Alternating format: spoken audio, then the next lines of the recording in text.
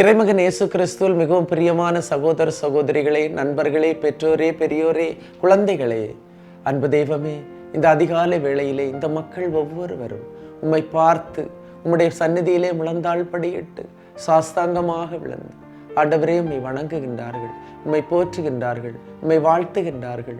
நீர் என்று தருகின்ற இந்த இறை வார்த்தைக்காக ஏங்கி தாகத்தோடு ஜெபிக்கின்ற மக்கள் ஆண்டவரே இவர்களுடைய இதய ஆவல்களை நிறைவேற்றி தாரும்.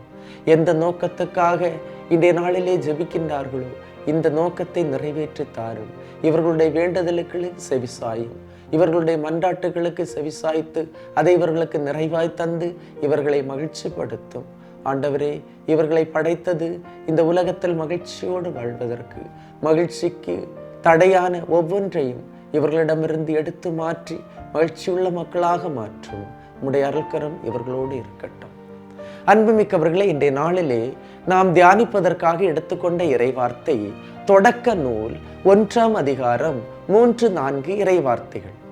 அப்பொழுது கடவுள் ஒளி தோன்றுக என்றார், ஒளி தோன்றிற்று. கடவுள் ஒளி நல்லது என்று கண்டார். உலகத்தில் கடவுள் முதலில் படைத்தது ஒளி. ஒளி இருக்கின்ற இடத்தில் இருள் இல்லை. இருளுக்கு ஒளியின் மேல் அதிகாரம் இல்லை.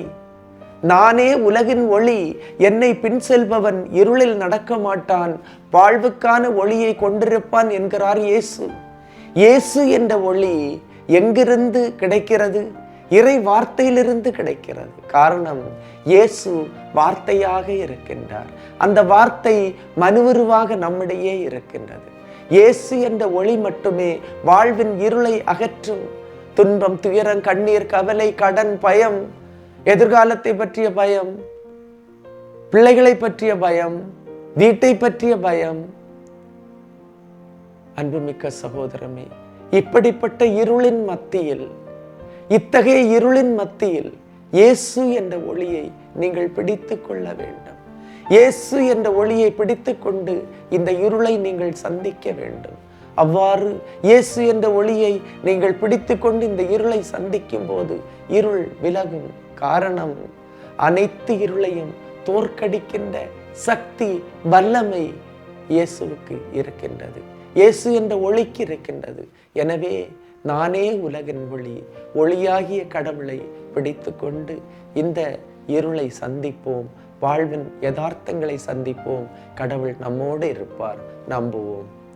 எல்லாம் வல்ல இறைவன், தந்தை, மகன், தூய ஆவியார் உங்களையும் உங்கள் குடும்பத்தையும் நிறைவாய் ஆசீர்வதிப்பாராக.